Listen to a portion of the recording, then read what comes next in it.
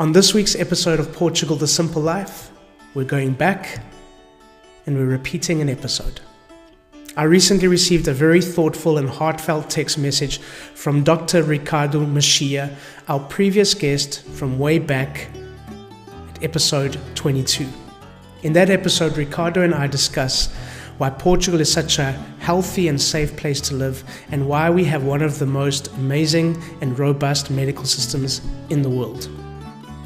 And with everything that's happening in the world right now, I thought it's a great time to re-listen to that episode. So here it is, on repeat, Dr. Ricardo Mexia. Welcome to another episode of Portugal, The Simple Life. I'm really excited to be joined here by Dr. Ricardo Mexia. Ricardo, am I saying the surname correctly? Mexia, is that the right way? That's the perfect way. Thank you. Ricardo, thanks for joining us, and how are you? Thanks for having me. And I'm doing okay. I mean, considering the times we're facing, but everything is going along as far as we can manage. So doing fine. Thanks. Good. Happy birthday. We're doing this recording on the 4th of July, on the 4th of August. It's your birthday. Congratulations. Thank you so much. Thank you. How would you day in a special time, so it's going to be exactly. A very, very limited celebrations, mostly virtual ones, and I'm having dinner with the family. That's that this year. That's it. Wonderful. How would you usually be celebrating your birthday? Well, usually my birthday falls on the date of a festival I usually attend. So it's either Andanças or Boom Festival, and it's been like that for several years. So this year is a slightly different year. So no festival and much more with social distancing and with physical distancing. But next year I'll try and celebrate double. It's a good idea. A lot of people will know about Boom Festival. It's the biggest festival of its kind in the world. It's a Goa Trance Festival that takes place in the countryside of Portugal near Castelo Branco, and it's quite an impressive festival. If you do have the chance, you should come at least once, because it's really the scenography is amazing, and it's a really free living festival. So if you can, do come to the festival. You need to come with an open mind, but still it's quite impressive and a very interesting week to attend. Yeah, and what's Andanças? What is that festival? Andanças is a smaller festival, and it's a folk music and dance festival. So you can dance whatever sort of dance you can think of. So there's samba, there's corridinho, which is a typical Portuguese dance. There's Irish dances. There's rap. I mean, it's quite broad in its scope. And it's very friendly as well. And it takes place now in the Alentejo. And last year it didn't take place. Now they're looking for a new venue for the festival. So let's see what happens next year. Also sounds like fun. Also sounds like a lot of fun. Indeed, and it's quite international. Boom Festival is the most international festival we have in Portugal, where most of the participants actually come from abroad. And Andanças also has its fair share of international participants, roughly 20 to 25%, mostly from Spain, France, Belgium. Okay. So there's a lot of international participation as well. Okay, interesting. Ricardo, how about just starting off by telling us a little bit about yourself for our listeners? Okay, so I'm 42 years old. I was born and raised here in Lisbon. I also lived abroad. I did my 3rd and 4th grade in Guinea-Bissau. I did my 8th grade in Luanda, in Angola. I grew up in the outskirts of Lisbon. I went to college here in Lisbon. I graduated from medical school in 2002. I went on to be a public health doctor, and also did my training as a field epidemiologist in Norway for 2 years, between 2009 and 2011. And afterwards, I came back to Portugal. I worked as a public health authority in Santarém, which is roughly 70 kilometers north of Lisbon. And in 2015, I started to work at the National Health Institute, where I've been since. Wow. Okay, that's a lot of moving around. I mean, Guinea-Bissau, Angola, those are two very different places to what you would have experienced in Portugal. Sure, sure. And I've had the chance in my work in the more recent times to go there and work again as an epidemiologist, as a public health doctor. Was working in the capacity building during the Ebola outbreak in Western Africa. I was in Guinea-Bissau for 1 month in 2015 and 1 month in 2016 to try and help and build capacity for response to the Ebola outbreak. So it's the fact that I had been there as a child also helped me to know the field a little bit more and be aware of what were the needs. So it's quite challenging, but it's also quite interesting. I had the chance to also do 3 field missions with the WHO, also in Africa. So it's a setting where I also like to work. And certainly the cultural proximity with the Portuguese-speaking African countries is certainly very, very interesting. And I do like to work with those countries whenever I have the chance. Wonderful! Wow, it's some wonderful work that you're doing out there. It makes us, these kind of places make us appreciate what we have here so much more. Sure. I mean, they do have very fragile health systems, and it's challenging to see what they can do with so few resources. So it's really impressive, and we can actually learn a lot from those countries as well. And the ability to provide some support to those countries, to those fragile systems, is certainly very rewarding. So I am always keen to collaborate and help whenever I can. So it's really, really interesting. And I culturally, it's also very interesting. I think I like to travel a lot. That's also one of my favorite things to do. Now we're very limited in that regard, but those countries really have a lot to offer. And also, I mean, there's a little bit, I like to think about it, a little bit of Portugal also in those settings. So it's a very, very cozy feeling to be in those settings. I always feel quite welcome in those settings.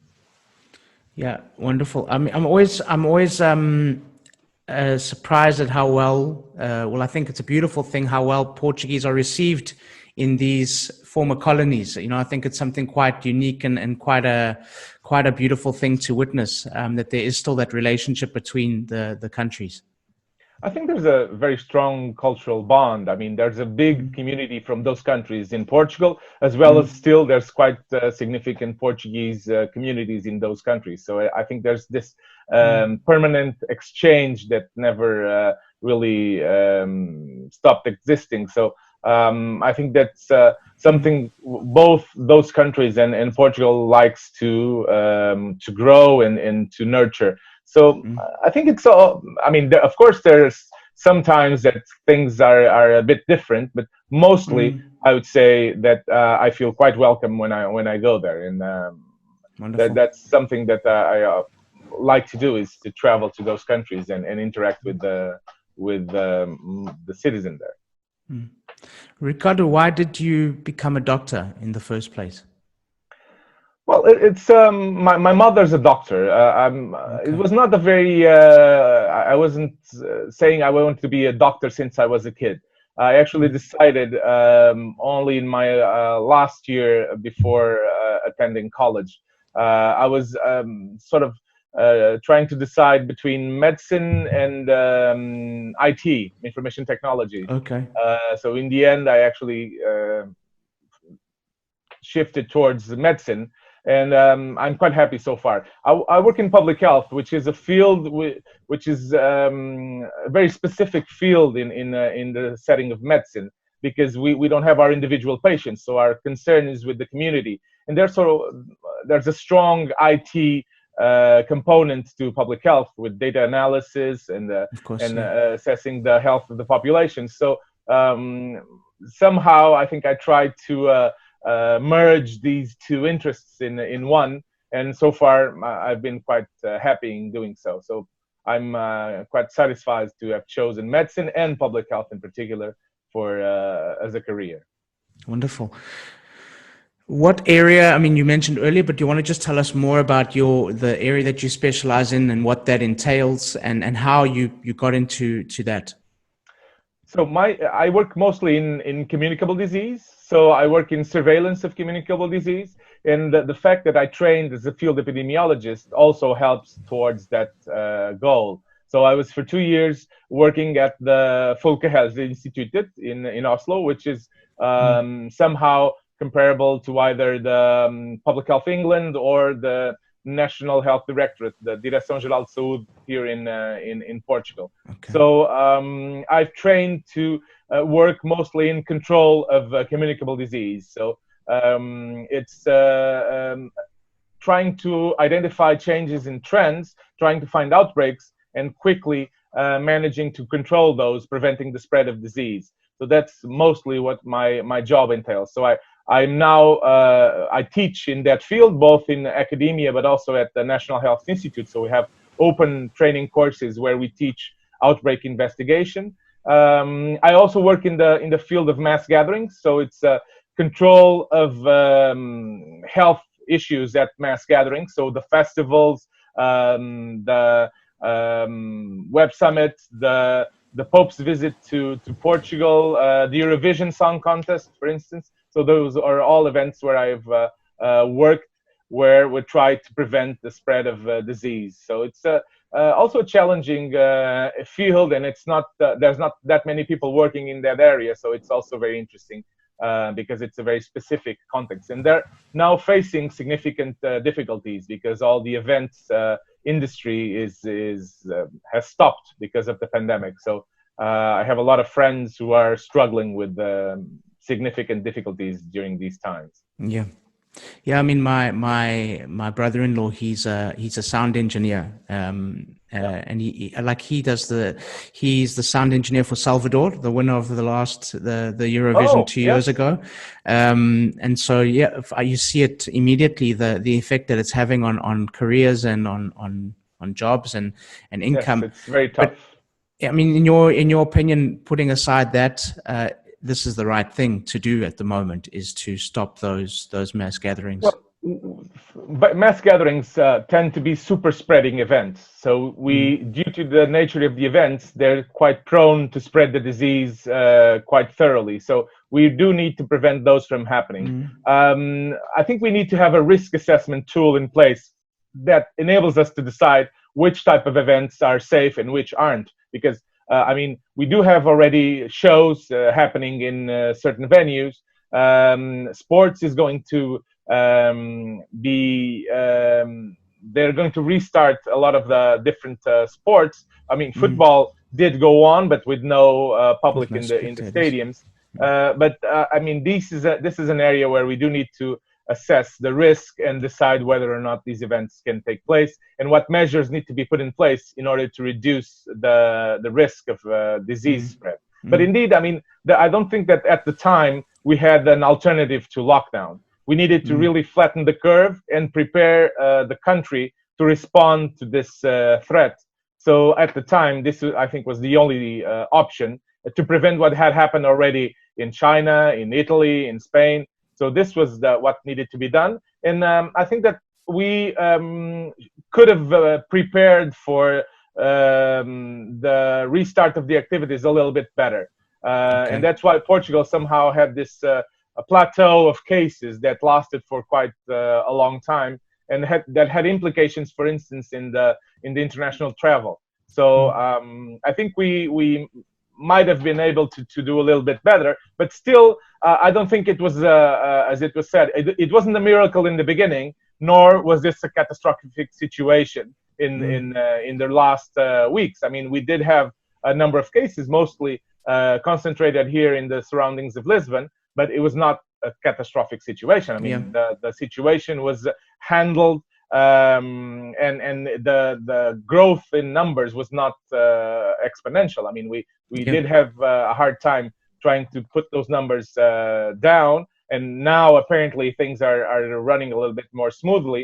Yesterday was the first day in Exactly. March without any fatalities. So it's something that we also need to highlight and understand that things are getting a little bit better, but we should not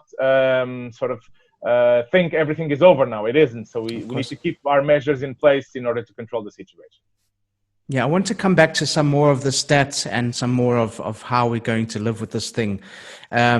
Because one of the things that we spoke about in our first conversation was it's not going away in a hurry.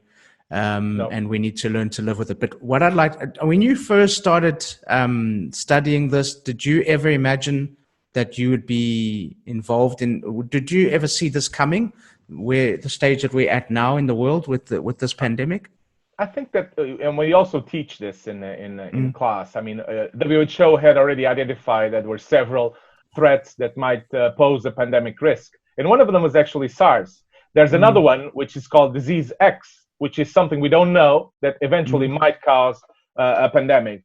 And given the globalization, given the proximity between the animal and the human world, I mean, we'll probably be facing different threats along the way. Some of them might evolve to pandemics, or either might be more restricted to a certain area. But I think that these diseases will certainly pose a relevant threat in the future. And we need to prepare. I mean, we need to have better tools to identify and control this sort of disease. So I hope this also sends a message that tells us to be better prepared. We need to train more. We need to exercise more. So do some simulation exercises in order to assess our capability and capacity to respond. So I think this will, I hope this will help us be better prepared in the future. And eventually it might happen in the future again. So we need to be ready whenever that happens. Yeah, I mean, I think it's more about future-proofing at this stage, and like I said, learning how we can live with this thing. I've been looking at some of the stats, and the stat that stuck out for me the other day that I looked at, and I think it's still correct, is we have in this country, in Portugal, we have less than 50 people at the moment that are in ICU battling against. That's quite impressive. The numbers have been steadily going down. It's not a very steep decrease, but it's been steadily going down. And fortunately, we not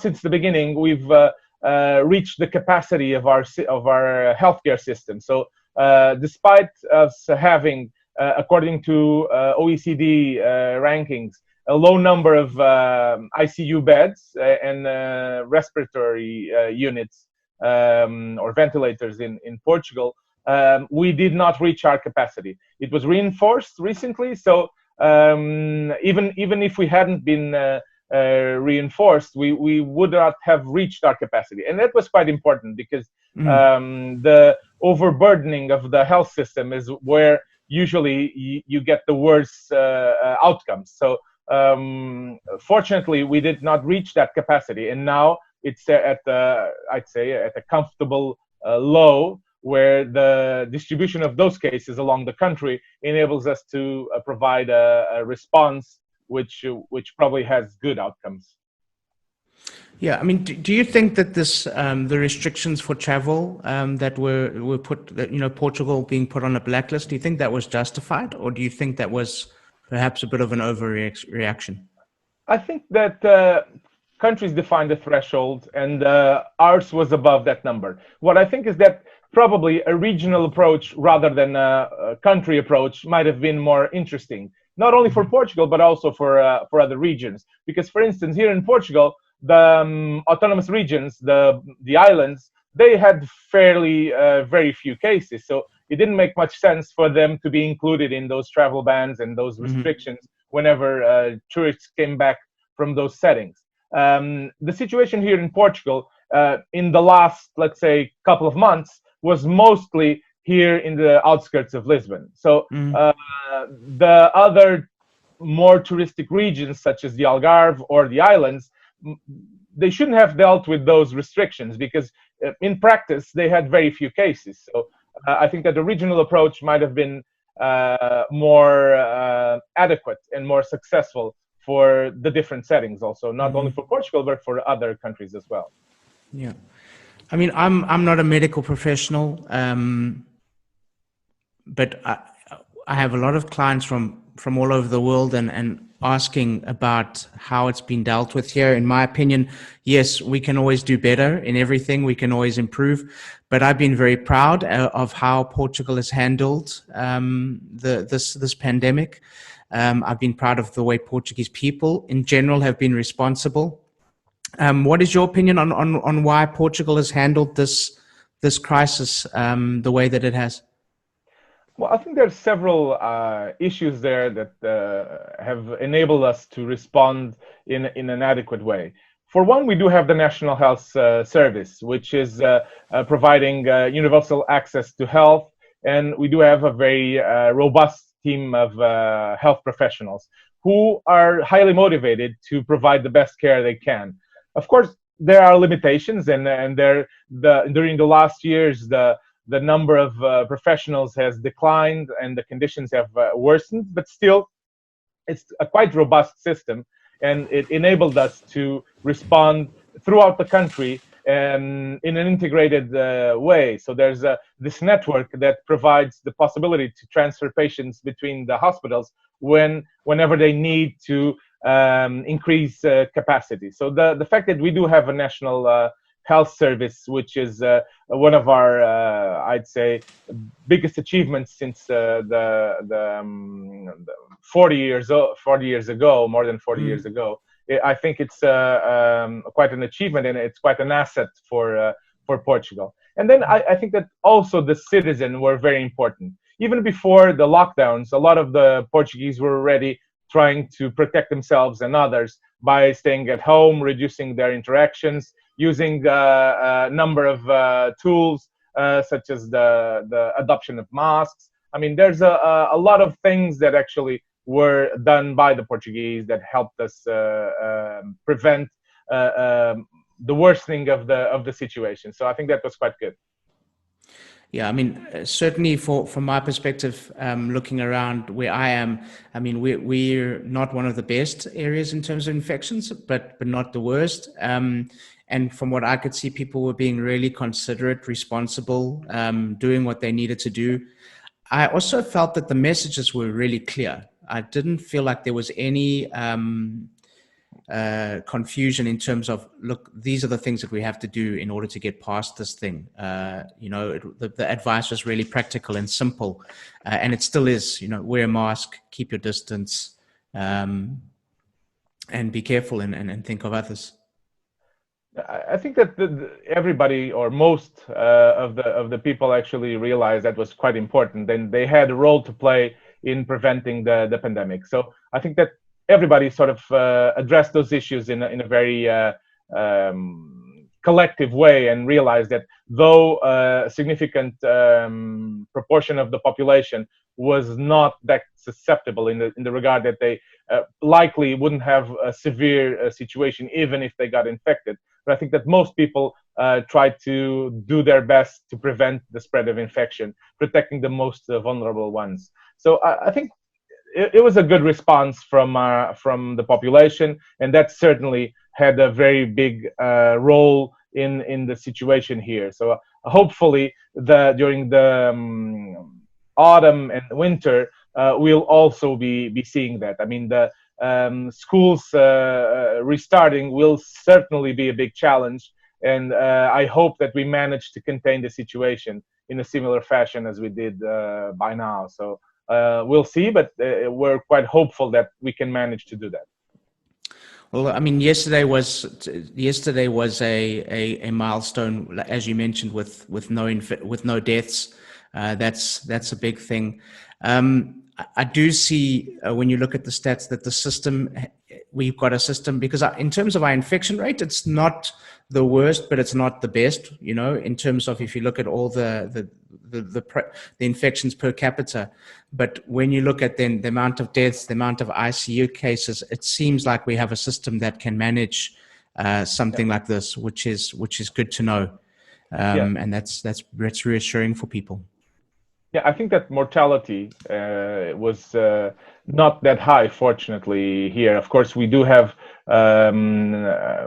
more than 1,500 dead here, but still, considering that the size of the country, it's not a very high number. We're now facing a complex situation where we're seeing that people are a bit reluctant to seek healthcare. So there's also an increase in mortality for other causes than COVID. So we're also stressing the need for people to, if they have symptoms, if they have some alarm signs that they feel it's a severe condition, they should not postpone seeking healthcare. So they should go to hospitals. Hospitals are prepared to respond to both the COVID cases, but also the other health issues. So people should not postpone seeking healthcare. They should go and contact either the national emergency line or their doctor in order to get an orientation on what to do, get some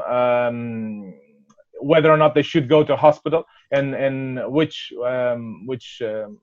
solution they should seek in order to solve that health problem. One of the things that I've noticed, Ricardo, and maybe you can comment on it, there hasn't seemed to be this suspicion of authority and the information that I'm getting from the authorities, from the normal Portuguese citizen. I think there seems to be this open line of communication. There's people who are listening and to put it plainly, doing what they've been told to do. Has that been your experience, that people are just open to understand and to receive information and to do what's best? I think people are quite receptive to that sort of information. I mean, they understand this is a serious situation and everybody needs to play a part. So mostly, I think people are listening to what the authorities are sharing and doing those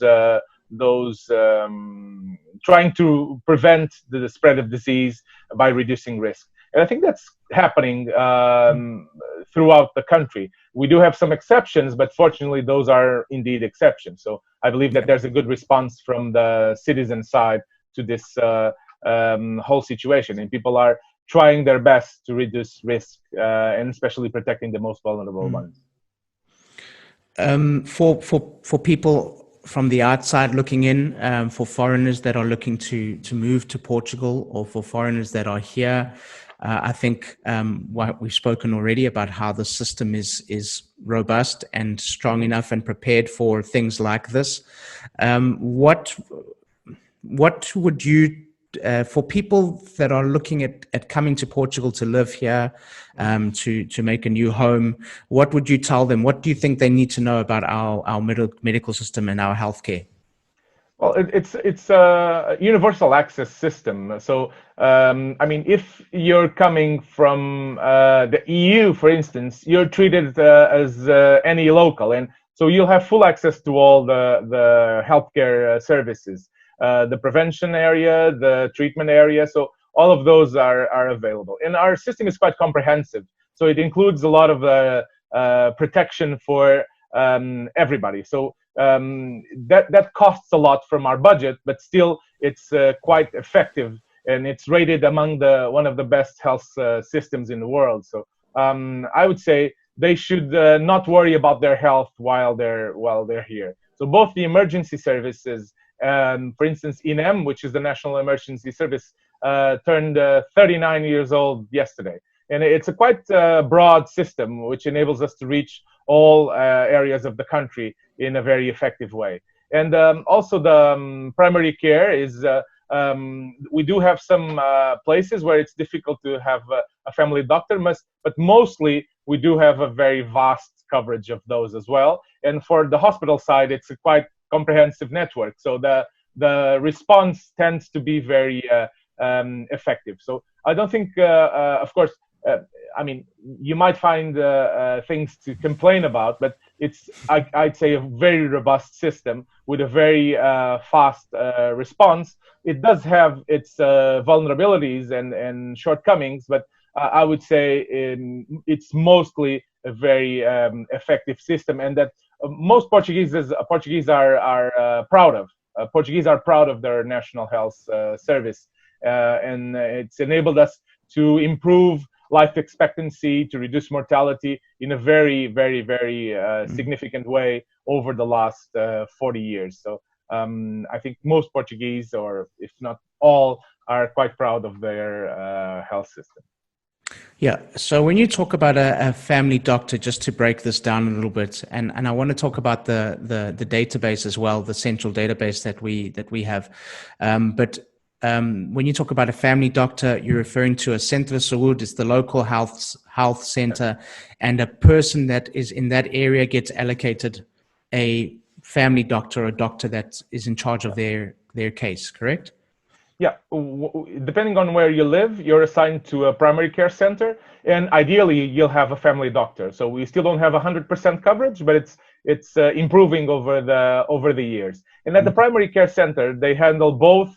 If you have some health complaints that you can address there, but there's also the preventive side of it. So there's both the vaccination, there's the regular consultations that you can attend and should attend. So it's quite comprehensive in the terms of the service. So besides the doctor, you also have the family nurses. You have access to smoking cessation. You have access to nutrition consultation. I mean, that's quite broad in the number of services. It's varied across the country, but it's quite comprehensive in the terms of the offer that you get when you visit a primary care center.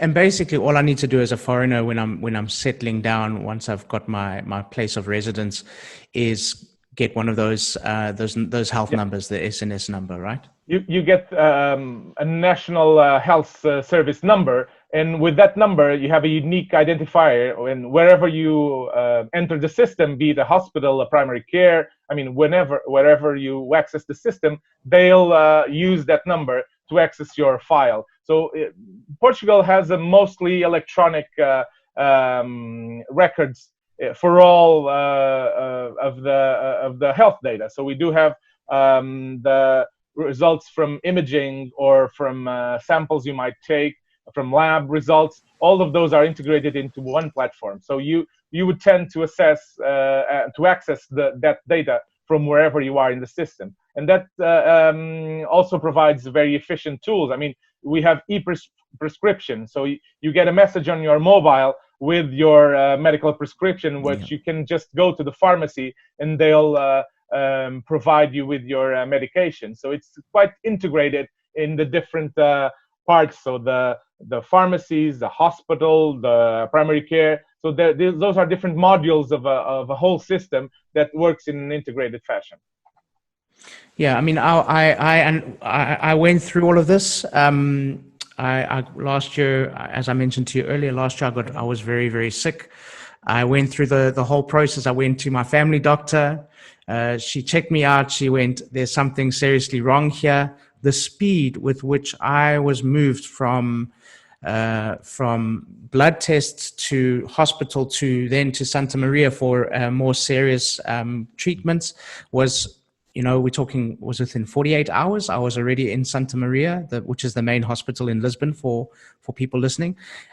The misconception sometimes with Portugal is that we are very slow, that we're very laid back, but that was the complete opposite experience that I had. I found they moved so quickly when they needed to move. I was a serious case, but if that's how they were treating me, that's what they do for everybody. And it was really, really impressive. And it makes me, I'm a Portuguese citizen. It makes me proud as well of how well we look after our citizens here.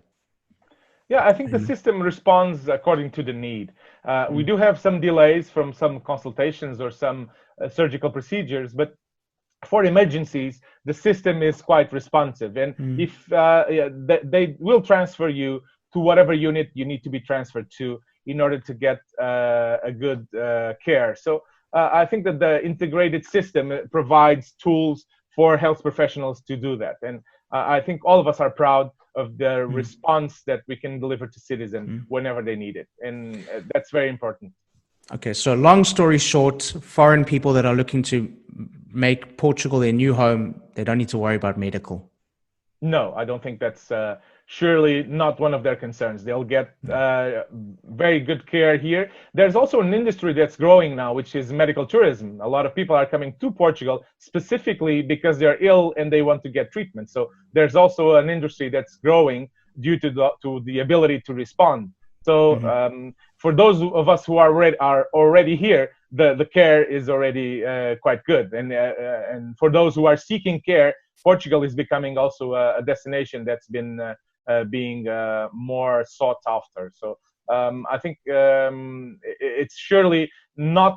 It should not be their concern getting healthcare services in Portugal. We do have a very extensive public system, but there's also a growing private system which has a lot to offer as well. So I mean, it's quite comprehensive in what we can achieve here, and what level of service you can get here in Portugal.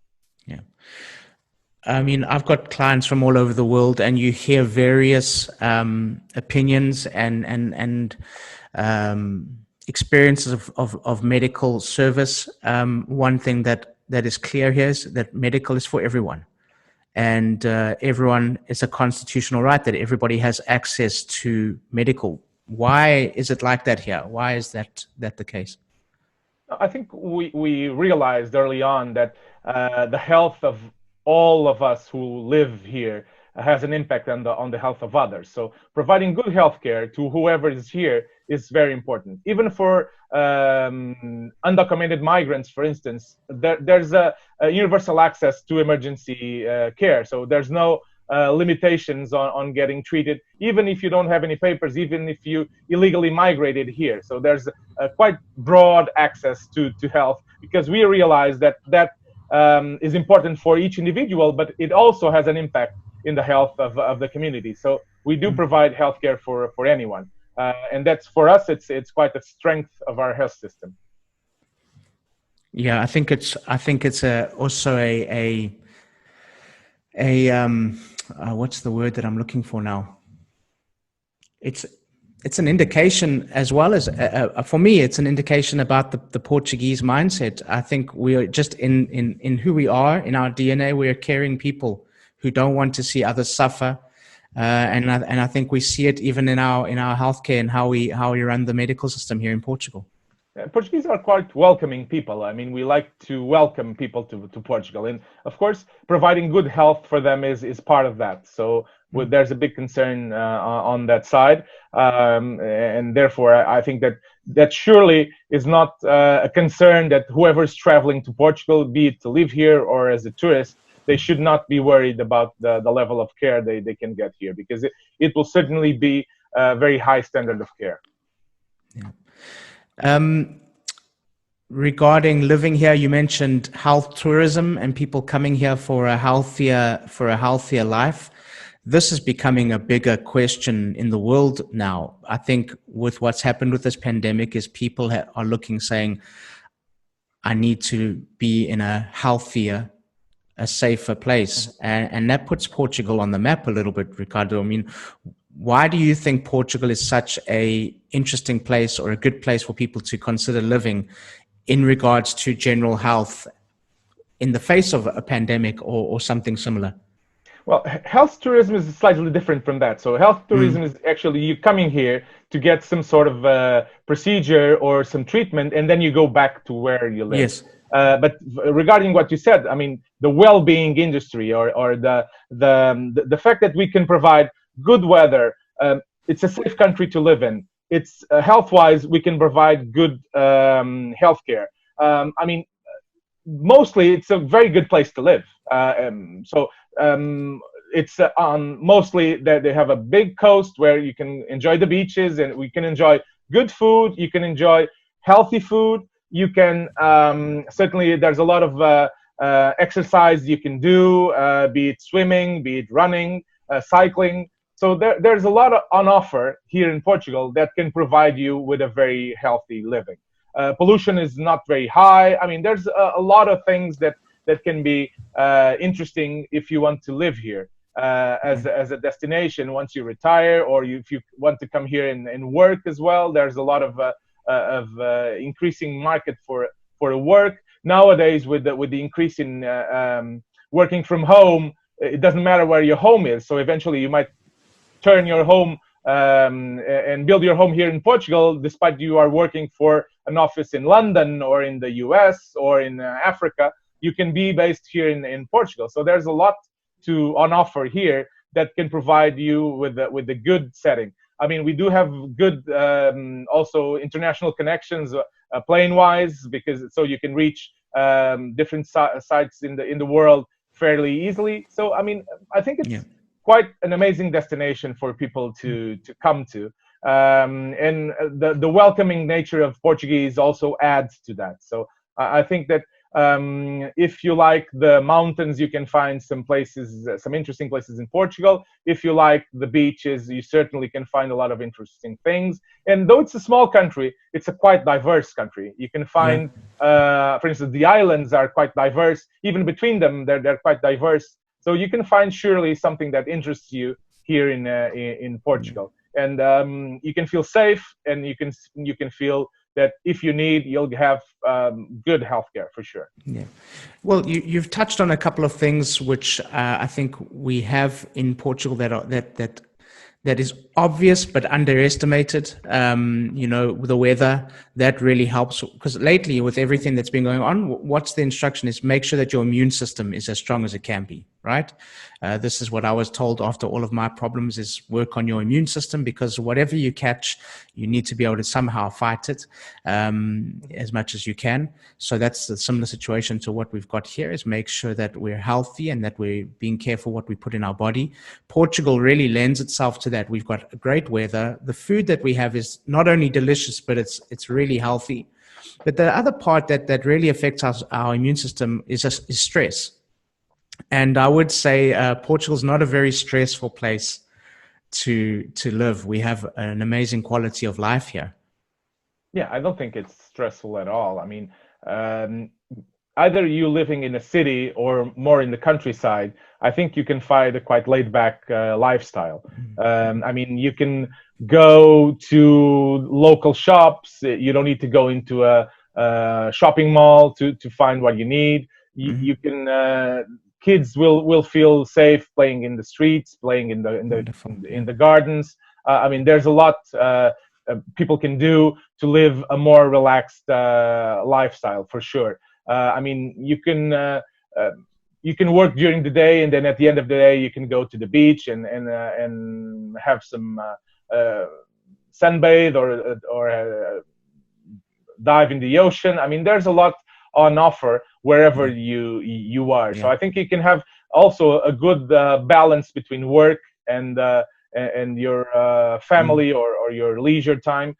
So I think it's a lot. There's a lot on offer for both the Portuguese, but also for whoever wants to make Portugal their home.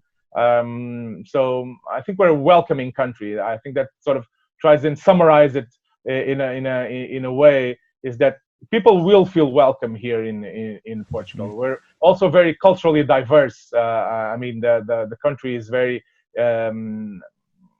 tolerant. I mean, there's a big community of international, big international community, which also adds to that. So I think it's quite interesting. Also, there's a lot to offer also from those communities, be it for instance, from the food point of view. I mean, you can find the most diverse kitchens here in Portugal, in particular in Lisbon. You can travel without leaving the city, just by going to the different restaurants that we do have. And throughout the country, that's also the case. That's true. We have amazing food. And we have our food is so we have influence from all over the world, which is wonderful. You mentioned that there's a little bit of everything in Portugal. So Portugal is for everyone, just like the health system is for everyone. Yes, for sure. You're also doing another program. We had on the episode before this one, Ricardo, we had Susana Serrano from Adalberto, who they're doing these amazing masks. And you're part of a campaign, Masks for Everyone. Tell us a little bit about that quickly. Well, in the beginning, I think there was sort of a discussion on whether or not masks could be useful. And in Europe, we didn't have a tradition to wear masks. I mean, in Asia, it was quite frequent already, but not in Europe. So there's a group of us that got together mostly to promote the use of masks. In the beginning, that was not as set, even not by WHO, which in turn has also issued the recommendation for thorough use of masks, but in the beginning it was not so. So the fact that we get this possibility to reduce the transmission of disease is very important.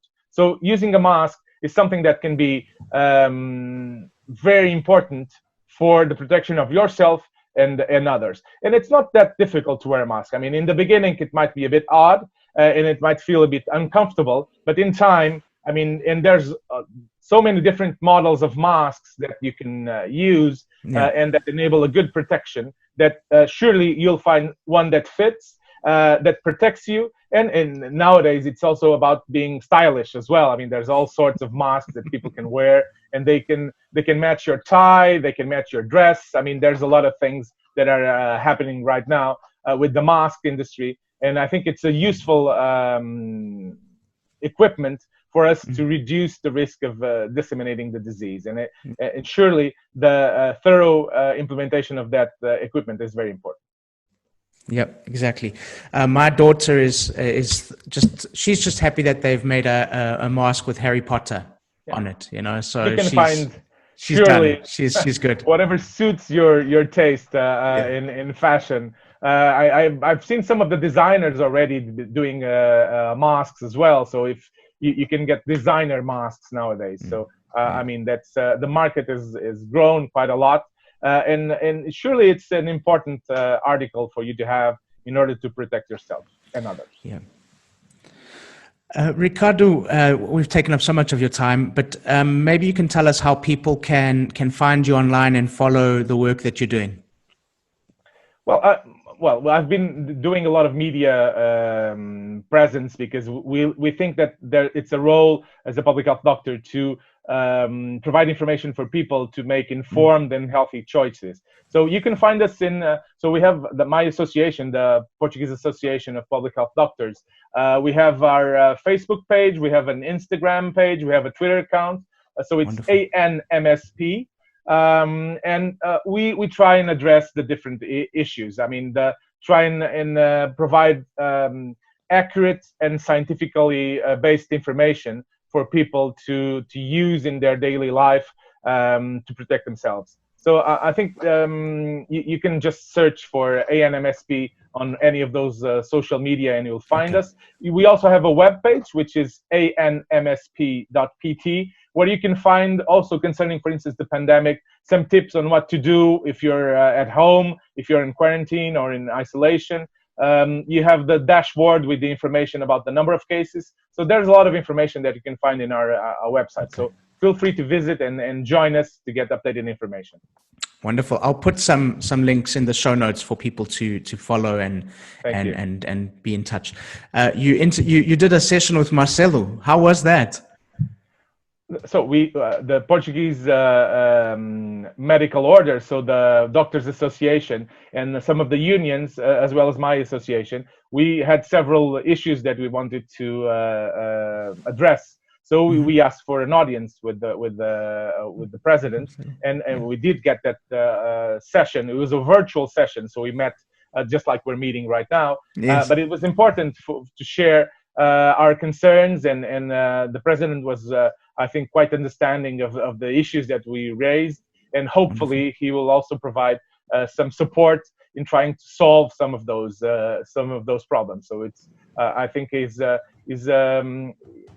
as a president, is quite accessible. I mean, he's very close to the population. So I think it was he was a very friendly meeting, and he's also a very welcoming person. So I would say he's a very Portuguese person in that regard. Very much so. Ricardo, what 3 things can people remember and take away from this conversation?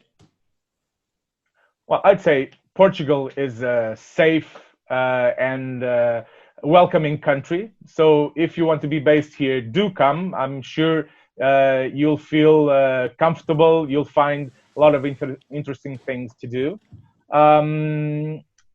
Look for information and scientifically based information. I think that one of the problems with this pandemic has been the spread of myth and fake news, which is not helpful at all. So look for information, whatever the topic. I mean, the pandemic is quite important, but whatever the topic, look for sound and scientifically based information. And lastly, especially concerning the pandemic, I would ask take the recommendations of the authorities for your daily life. So keep physical distance, wash your hands frequently, practice respiratory etiquette. So don't sneeze or cough without covering your mouth, and wear a mask. I mean, those are the messages I would like to share with the viewers. Thank you, Doctor. That's fantastic. Ricardo, a question that we ask all of our guests: Portugal, the simple life. Why?